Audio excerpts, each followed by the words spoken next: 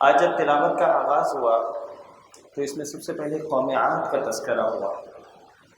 کہ قوم عاد کے پاس اللہ رب العالمین نے حضرت ہود علیہ السلام کو بھیجا، اور جب وہ حضرت ہود علیہ السلام نے ان کو دعوت دی تو یہ جو قوم تھی یہ ان کی دعوت کو مانتی نہیں تھی، انکاری تھی، دعوت کی انکاری تھی۔ تو اس میں معاملہ یہ ہوا کہ اللہ رب العالمین کی طرف سے قوم عاد کے اوپر اللہ نے عذاب نازل کیا۔ اس کے بعد قوم سمود کا تذکرہ ہوا۔ قوم سمود کے پاس اللہ تعالی نے حضرت صالح علیہ السلام کو بھیجا۔ یہ قوم کہتی تھی کہ بھائی اچھا اگر تم نبی ہو، کوئی ایسی چیز ہو تو ہمیں کوئی اللہ کی آیت، کوئی نشانی ہمیں دکھاؤ کہ کیا اللہ کی نشانی موجود ہے۔ تو ہوا یہ معاملہ کہ اللہ تعالیٰ نے ان کے مطالبے کے اوپر ایک پہاڑ میں سے ایک اونٹنی کو نکال دیا، اور یہ کہا گیا کہ اب یہ جو اونٹنی ہے یہ اللہ کی نشانی ہے، یہ جہاں بھی جائے گی، جیسے بھی چرے گی، اس کو کوئی تنگ نہیں کرے گا، اس کو کوئی پریشان نہیں کرے گا۔ لیکن وہ لوگ کہ جن کے دلوں کے اندر فساد تھا، جن کے دل میں فتنہ تھا، جو انکاری تھے، وہ اللہ کی اتنی بڑی نشانی کے بعد بھی انہوں نے اس اونٹنی کے پاؤں کاٹ دیے، اور پھر اللہ کی طرف سے ان پر عذاب نازل ہوا۔ یہ بڑے بڑے گھر بناتے تھے، یہ پہاڑوں میں گھر بناتے تھے، اور ٹیکنالوجی کے اندر وہ بہت آگے تھے، یہ قوم عاد بھی اور قوم سمود بھی۔ لیکن ایک چیخ نے، ایک چنگھاڑ نے ان سب کو اوندھے منہ اپنے گھروں کے اندر تباہ کر دیا، ختم کر دیا۔ اس کے بعد قوم لوط کا تذکرہ آیا۔ قوم لوط، حضرت لوط علیہ السلام جو تھے وہ حضرت ابراہیم علیہ السلام کے زمانے میں تھے، غالباً ان کے بھتیجے تھے۔ تو یہ ان کی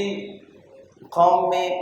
جو قوم نافرمانی کرتی تھی تو اللہ رب العالمین نے اس نافرمان قوم پر کچھ فرشتے بھیجے،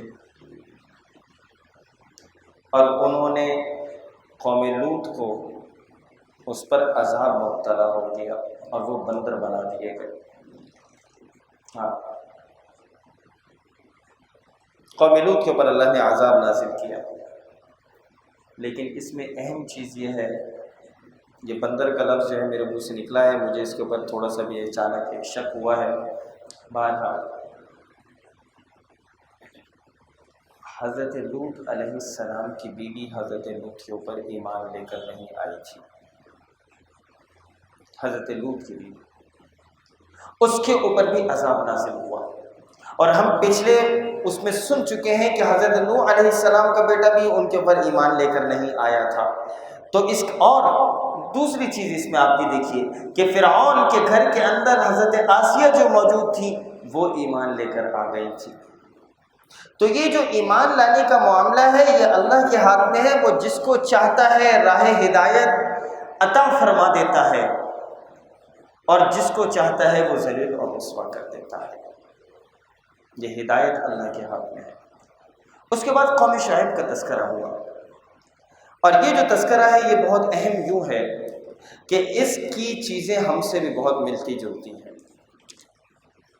قوم شعیب، حضرت شعیب علیہ السلام نے مدین کے علاقے میں حضرت شعیب علیہ السلام نے ان کو دعوت دی کہ دیکھو اللہ کی طرف آؤ، میں تم سے کوئی اجر نہیں مانگتا، مجھے کوئی تم سے پیسہ نہیں چاہیے، کوئی مال و دولت کوئی چیز نہیں چاہیے، میں صرف ایک چیز کا طلبگار ہوں کہ تم اللہ کے غلام بن جاؤ، اللہ کے بندے بن جاؤ، اس کی تم عبادت کرو۔ اور پھر وہ ان سے کہتے تھے کہ دیکھو ناپ تول میں کمی نہ کرو، ناپ تول میں تم کمی نہ کرو۔ اور یہ قوم تھی جو پھڈے باز تھے، یہ سارے ناپ تول میں چونکہ کمی کیا کرتے تھے۔ انہوں نے حضرت شعیب علیہ السلام سے کہا کہ اے شعیب، کہ تمہاری نماز، قالوا یا شعیب الصلاۃ تأمرک ان نترک ما یعبد آباؤنا او ان نفعل فی اموالنا ما نشاء، کہ یہ جو تمہاری نماز ہے یہ تمہیں تمہاری نماز کیا یہ سکھاتی ہے کہ تم ہمیں یہ بات بولو کہ ہم اپنے آباء و اجداد کے دین کو چھوڑ دیں؟ اور تمہاری نماز کیا یہ سکھاتی ہے کہ ہم جو مال جو ہم کماتے ہیں، جو ہم اپنی محنت سے کماتے ہیں، جو بڑی مزدوری کر کے سب کچھ کر کے کرتے ہیں، اپنے ہاتھوں سے جو ہم مال کماتے ہیں، کیا تمہاری نماز یہ کہتی ہے کہ تم اس مال کو ہم تمہارے خدا کے مطابق اس کو خرچ کریں، اور تمہارے خدا کے مطابق اس کو خرچ کریں؟ یہ ان کے اوپر ذلت اور رسوائی تھی۔ وہ ناپ تول میں کمی کیا کرتے تھے۔ قوم شعیب،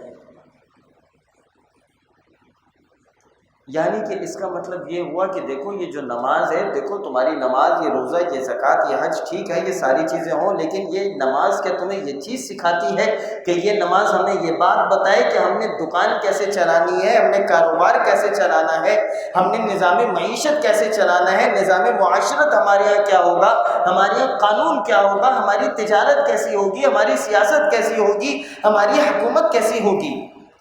کیا یہ نماز یہ بات بتاتی ہے؟ لیکن میرے بھائی، حقیقت میں نماز یہ بات بتاتی ہے۔ ایسا نہیں ہے کہ نماز کا محکمہ الگ ہے اور تجارت اور معیشت اور سیاست اور ریاست اور حکومت کا محکمہ الگ ہے، ایسا نہیں ہے، ایسا نہیں ہے۔ یہ دین ہے، اور یہ مکمل دین ہے، یہ مکمل دین ہے۔ یہ دین کے ایک ایک ہر زندگی کے ہر شعبے کے اندر یہ مجھے اور آپ کو تعلیم اور رہنمائی دیتی ہے۔ ایسا نہیں ہے کہ مسجد کے اندر تو صرف اللہ والے بن گئے، اور جب مسجد کے باہر گئے تو پھر کیسر اور کسرا والے بن گئے، پھر امریکہ اور یورپ والے بن گئے، اور ان کے نظام کو ہم اپنے نظام معیشت کے اندر چلائیں۔ ایسا نہیں۔ اگر مسجد کے اندر ہم اللہ کا حکم مانتے ہیں تو پھر ہماری عدالت میں، ہماری ریاست کے اندر بھی اللہ کا حکم مانا جائے گا۔ یہ ہے بات۔ اور اس کا جو اپوزٹ ہے اس کو ہم کہتے ہیں سیکولرزم۔ سیکولرزم، یہ سیکولرزم کیا ہے؟ یہ سیکولرزم یہ کہتے ہیں کہ دیکھو نماز، جو روزہ، زکوٰۃ، حج، ساری چیزیں جو تم نے کچھ کرنی ہے کرو، لیکن اس دین کا ریاست کے معاملات میں کوئی عمل دخل نہیں ہے۔ یہ آج کل، میں پچھلے دنوں بیٹھا ہوا تھا، میرے سامنے ایک کلپ گزرا، ایک اینکر وہ کہہ رہے تھے کہ ہم تو سیکولر ہیں، ہم سیکولر اس لیے کہ ہماری مرضی، ہم جو کچھ کریں، کسی کو کوئی مسئلہ نہیں ہے سیکولر کے اوپر کسی کو۔ مطلب ان بے وقوفوں کو، وہ جو ٹی وی کے اوپر بیٹھ کر یہ بات لوگوں کو پرچار کر رہی ہیں، اس بات کا ان بے وقوفوں کو یہ بات نہیں پتہ کہ سیکولرزم کا مطلب یہ ہے کہ دین کا ریاست کے امور کے اندر کوئی لینا دینا نہیں ہے۔ اور یہ لا علم لوگ آج ہمارے ٹی وی کے اوپر بیٹھ کر لوگوں کی رہنمائی کرتے ہیں، جو خود جاہل ہوتے ہیں وہ عالم بن کر وہاں پر لوگوں کی رہنمائی کر رہے ہوتے ہیں۔ یہ جہالت ہے۔ اور اس لیے سمجھ جائیے کہ دین کا مطلب زندگی کے ایک ایک شعبے کے اندر اللہ رب العالمین کی محبت، اس کی اطاعت اور فرمانبرداری کا نام ہے۔ اس کے بعد آگے چل کر سورہ یوسف کی تلاوت ہوئی۔ سورہ یوسف یہ قرآن پاک کی بہت خوبصورت سورت ہے، بہت۔ اور میں آپ تمام لوگوں کو آپ سے درخواست کروں گا کہ اس کو ضروری، اس کو محبت کے ساتھ اس کو پڑھیں،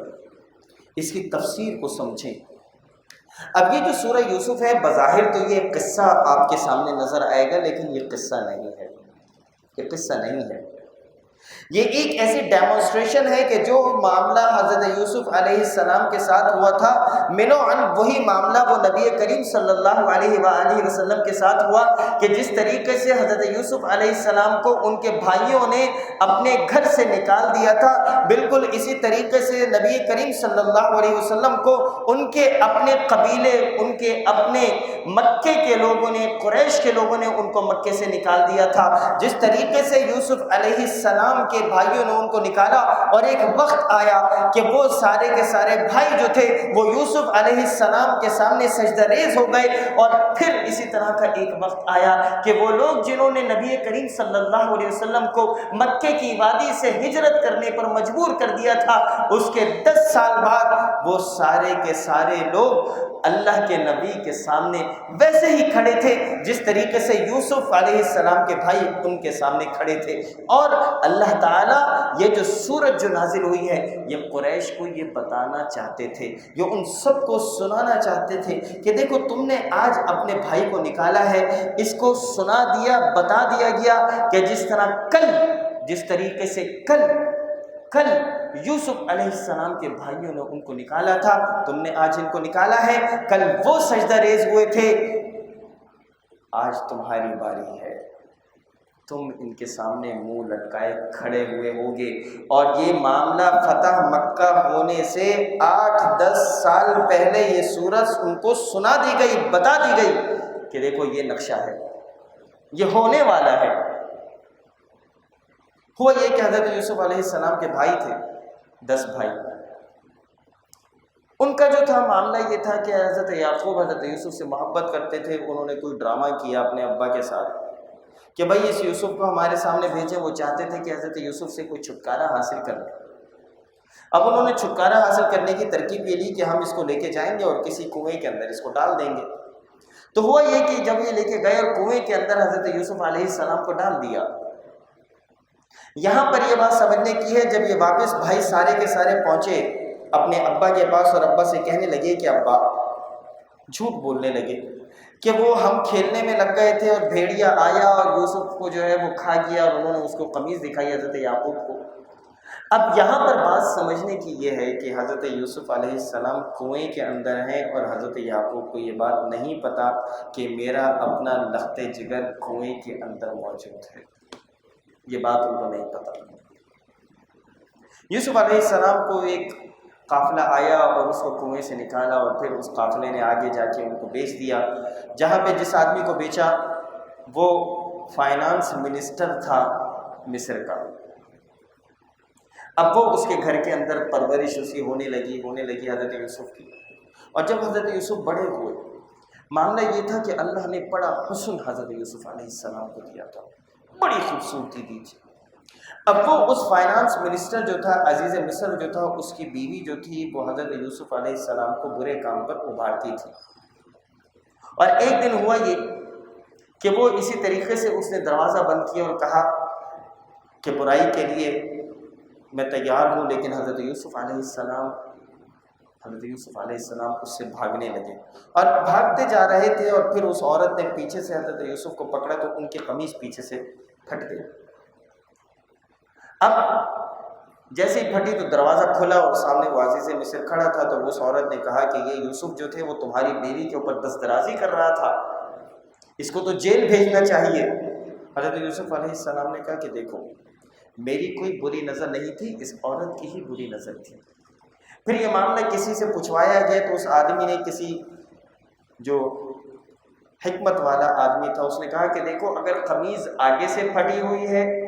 قمیص اگر آگے سے پھٹی ہوئی ہے تو یوسف علیہ السلام نے دست درازی کی ہے، اگر قمیص پیچھے سے پھٹی ہے تو عورت نے دست درازی کی ہے۔ تو جب یہ دیکھا گیا کہ قمیص کہاں سے پھٹی ہے تو وہ پیچھے سے پھٹی تھی، تو اس عزیز مصر کو بھی یہ بات پتہ چل گئی کہ معاملہ اس عورت نے کیا ہے۔ بہرحال پھر اس عورت نے، مشہور ہو گیا کہ یہ عورت دیکھو اپنے ہی گھر کے اندر ملازم کے ساتھ، اپنے ہی گھر کے فرد کے ساتھ اس طریقے سے کام کرتی ہے۔ اس عورت نے اپنی دوستوں کو بلایا اور کہا کہ دیکھو تم سب یہاں پر بیٹھو، اور پھر حضرت یوسف علیہ السلام کو ان کے سامنے سے گزروایا، ان عورتوں کے ہاتھوں میں چھری دے دی، اور جس وقت حضرت یوسف علیہ السلام کو وہاں سے گزروایا تو انہوں نے اپنے ہاتھوں کو کاٹ لیا۔ اب وہ ساری عورتیں کہنے لگی کہ یہ کوئی فرشتہ صرف انسان ہے، کوئی فرشتہ ہے۔ اب یہاں پہ یہ معاملہ ہوا کہ خود حضرت یوسف نے کہا کہ اے اللہ، اس سے بہتر یہ ہے کہ میں جیل ہی چلا جاؤں، اس آزمائش سے بہتر ہے، یہ جو آزمائش میرے اوپر مسلط ہے۔ اب یوسف تھے، نبی تھے، وہ چاہتے تھے کہ اے اللہ تو مجھے اس آزمائش سے نکال دے۔ جیل چلے گئے۔ جیل میں دو وہاں پہ زندان کے ساتھی تھے۔ جیل میں جو دو ساتھی تھے، جو دو ان کے ساتھی تھے، ان کو خواب آیا۔ ایک جو تھا وہ شراب کشید کر رہا ہے، اور دوسرا جو ہے اس کے سر پر روٹیاں ہیں اور پرندے آ کے اس کے سر کی روٹیاں نوچ رہے ہیں۔ حضرت یوسف علیہ السلام نے ان کو تعبیر بتا دی اور پھر اس سے کہا کہ دیکھو جو شراب کشید کر رہا ہے، جو شراب کا وہ ہے، تو وہ تو بادشاہ کے پاس ہوگا،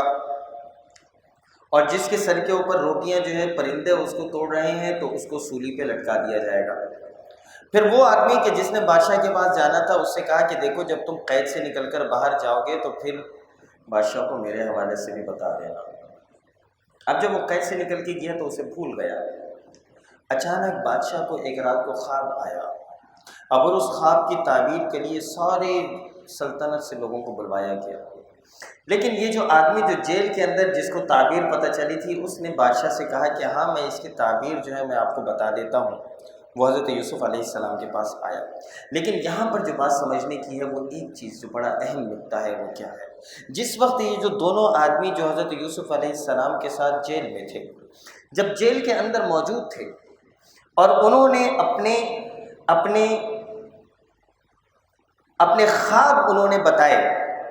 تو حضرت یوسف علیہ السلام نے خواب کی تعبیر بتانے سے پہلے ان کو ایک دعوت دی۔ یہ نکتہ سمجھیں آپ کہ اس سے پہلے کہ وہ ان کا کام کرتے، انہوں نے کہا کہ یا صاحب السجن ارباب متفرقون خیر ام اللہ الواحد القہار، اے میرے زندان کے ساتھیوں، کیا یہ بہتر ہے کہ بہت سارے خداؤں کو پوجا جائے یا ایک اللہ واحد القہار کی عبادت کرنا بہتر ہے؟ ابھی انہوں نے ان کو خواب کی تعبیر نہیں بتائی، ان کا کام نہیں بتایا، لیکن اس سے پہلے انہوں نے دین کی دعوت ان کے سامنے رکھ دی۔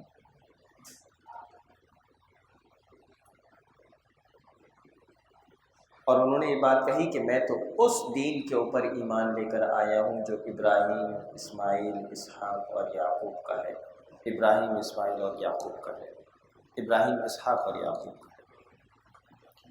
اور پھر اس کے بعد انہوں نے ان کو تعبیر بتائی۔ یہ جب زندان کے لوگ باہر چلے گئے، ایک سولی پہ لٹک گیا اور دوسرا بادشاہ کے پاس آیا۔ بادشاہ کو جب خواب آیا اس نے بادشاہ کو بتایا کہ تعبیر کے لیے مجھے یوسف سے ملنا ہے۔ اب جب وہ یوسف علیہ السلام کے پاس آئے، وہ آیا آدمی، تو یوسف علیہ السلام نے اس چیز سے پہلے کہ کوئی معاملہ ہوتا انہوں نے اس کو تعبیر بتائی۔ وہ آدمی بادشاہ کے پاس گیا، اس نے بادشاہ کو تعبیر بتائی، اور بادشاہ نے پھر کہا کہ اب یوسف کو میرے پاس لے کر آؤ۔ اب اس سے پہلے کہ یوسف علیہ السلام اس جیل سے باہر نکلتے، انہوں نے بادشاہ سے یہ بات پوچھی کہ پہلے یہ بات سب کو بتاؤ کہ میں جس وجہ سے جیل کے اندر ہوں، میرے اوپر جو تہمت ہے عورتوں والی، اس تہمت کا کیا ہوا؟ یعنی کہ اپنے اوپر سے وہ جو تہمت تھی اس کو پہلے اس موقع پہ کیا ہوا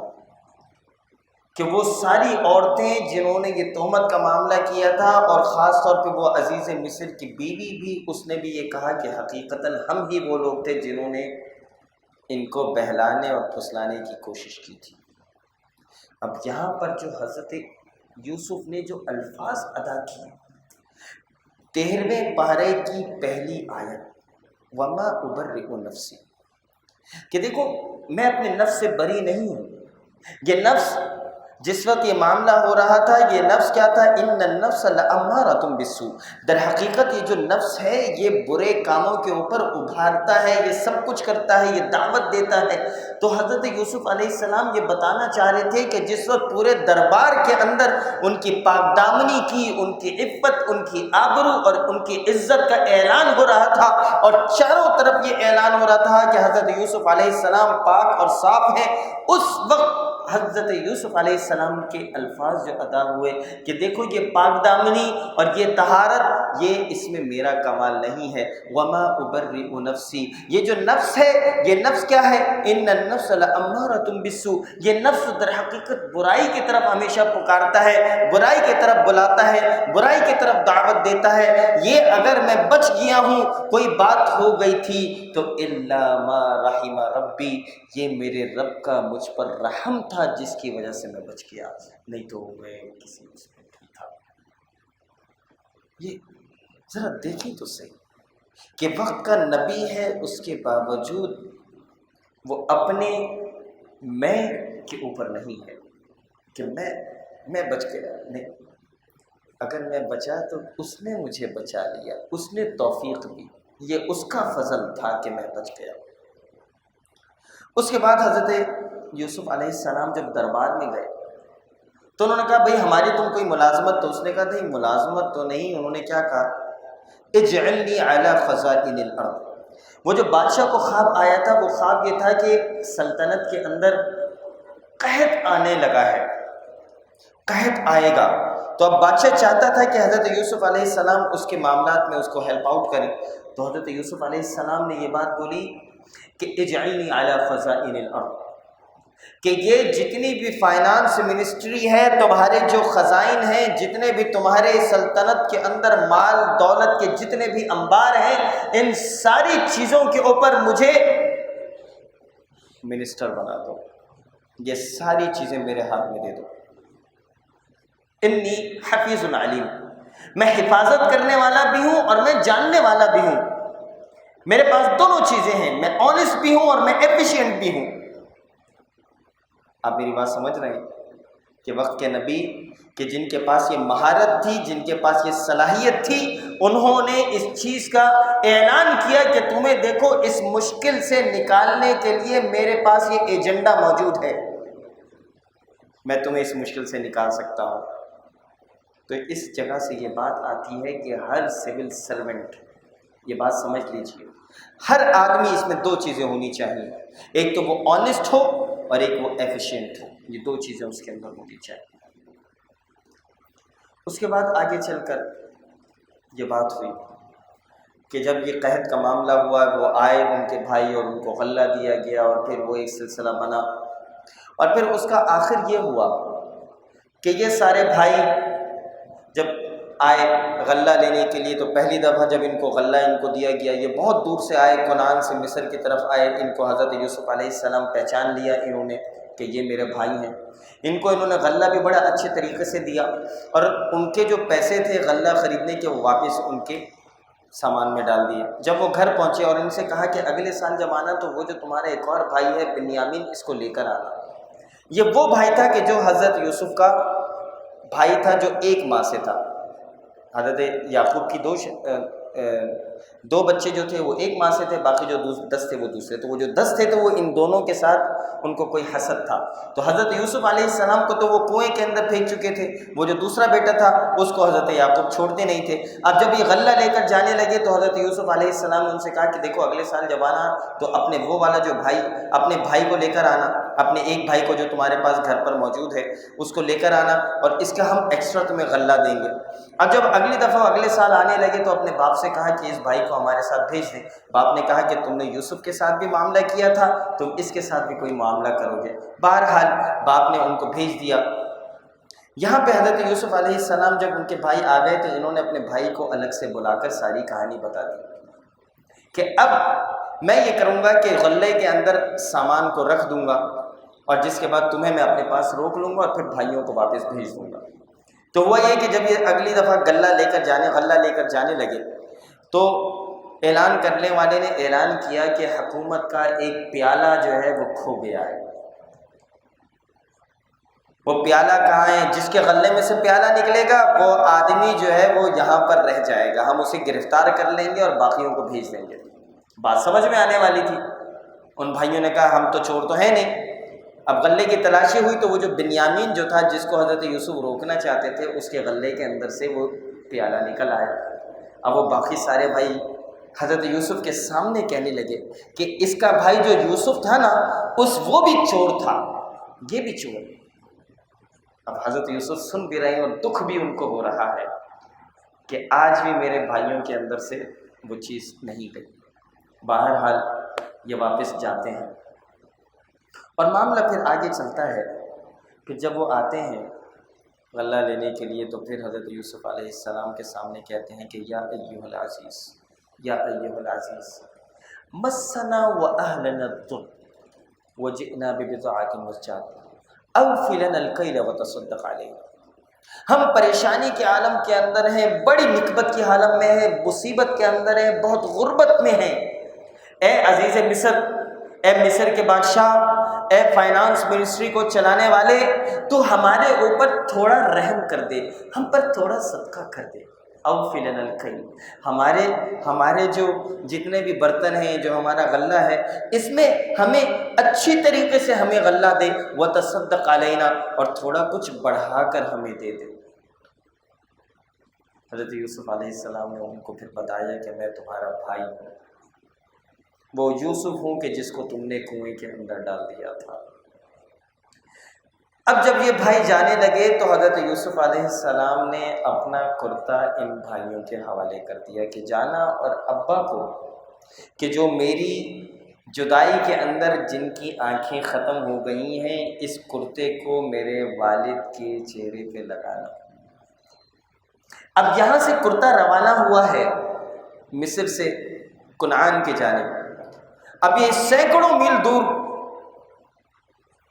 اب یہاں سے کرتا روانہ ہوا ہے تو باپ کو وہاں پر خوشبو آتی ہے اور باپ کہتا ہے کہ مجھے یوسف کی خوشبو آ رہی ہے۔ تم کہو گے کہ یوسف کی جدائی کے اندر بوڑھا دیوانہ ہو گیا ہے، الفاظ اسی طریقے سے ہیں کہ یوسف کی جدائی کے اندر یہ بوڑھا دیوانہ ہو گیا ہے، لیکن مجھے تو یوسف کی خوشبو آ رہی ہے۔ حضرت یوسف علیہ السلام کا کرتا وہاں جاتا ہے، پھر حضرت یوسف اپنے ماں اور اپنے باپ کو دربار میں وہاں پہ بلاتے ہیں، اور جس وقت اپنے ماں اور باپ کو دربار میں بلا کر عزت اور کرامت کے ساتھ ان کو وہاں بٹھاتے ہیں، تو وہ سارے کے سارے ان کے بھائی، جو ان کے سارے بھائی تھے، وہ سب کے سب ان کے سامنے سجدہ ریز ہو جاتے ہیں، اور حضرت یوسف علیہ السلام کی زبان سے جو الفاظ نکلتے ہیں وہ الفاظ یہ ہیں کہ لا تثریب علیکم اليوم، آج تمہارے ساتھ کوئی معاملہ نہیں ہے، آج کوئی تم سے باز پرس نہیں ہوگی، تمہیں معاف کر دیا گیا، تمہاری ان ساری چیزوں کو ختم کر دیا گیا۔ حضرت یوسف علیہ السلام نے اپنے بھائیوں کو معاف کر دیا۔ اب یہاں جو بات سمجھ میں آنے کی ہے وہ کیا ہے؟ یہاں جو بات جو بہت اہم ہے، جو ہم یہاں پر سمجھنا چاہتے ہیں،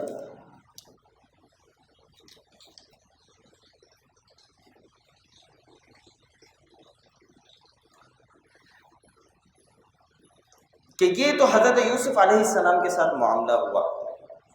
بالکل اسی طریقے کا معاملہ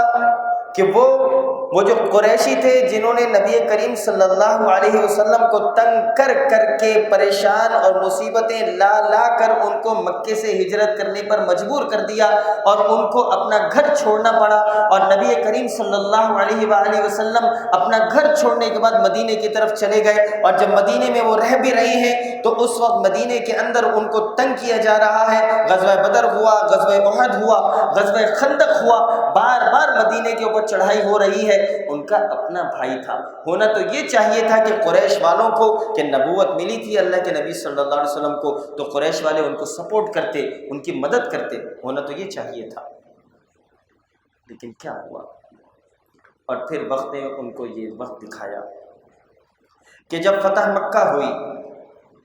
یہ سارے کے سارے لوگ جنہوں نے اللہ کے نبی صلی اللہ علیہ وآلہ وسلم کو مصیبت اور مشکلات کے اندر ڈالا تھا، یہ سارے کے سارے لوگ اسی طریقے سے منہ لٹکائے کھڑے تھے جیسے حضرت یوسف علیہ السلام کے بھائی ان کے سامنے منہ لٹکائے کھڑے تھے۔ دیکھیں، قرآن کوئی قصہ گوئی کی کتاب نہیں ہے، اس قرآن نے در حقیقت یہ بات سکھائی اور سمجھائی کہ جو کام تم آج محمد رسول اللہ کے ساتھ کر رہے ہو، یہ کام اس سے پہلے یوسف کے بھائیوں نے ان کے ساتھ کیا تھا، اور کل یوسف کے بھائی ان کے سامنے منہ لٹکائے کھڑے تھے، اور تمہیں بھی وہ دن دیکھنا پڑے گا کہ تم بھی جیسے یوسف کے بھائی ان کے سامنے منہ لٹکائے کھڑے تھے، تم بھی ان کے سامنے منہ لٹکائے کھڑے ہوگے۔